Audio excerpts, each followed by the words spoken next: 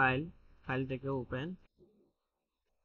আমি এই দুইটা ছবি সিলেক্ট করে ওপেন করে নিলাম। কন্ট্রোল এ দিয়ে অল সিলেক্ট, কন্ট্রোল সি দিয়ে কপি। এখানে আসলাম, আসার পর আমি এখান থেকে কুইক সিলেকশন টুল দিয়ে এই অংশটুকু সিলেক্ট করে নিলাম। কন্ট্রোল জে, একটা নতুন লেয়ার নিলাম।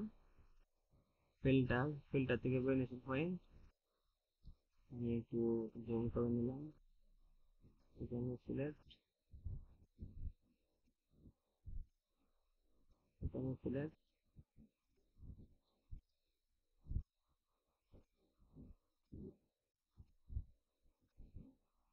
এখানে সিলেক্ট, এখানে সিলেক্ট। তো এখন এখানে ক্লিক করে আমি একটু এদিকে বাড়াই দিলাম।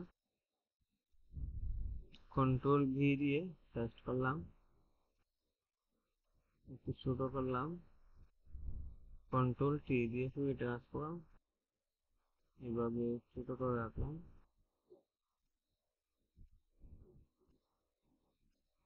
এখানে দিলাম, একটু জুম করবো।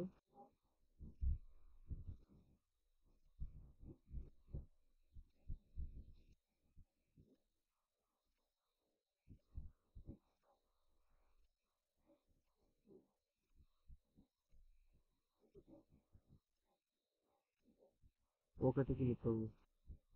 তো এখন এখান থেকে আমি বাস মাল্টিপলে ক্লিক করবো।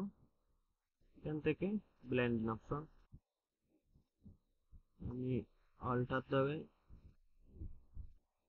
এদিকে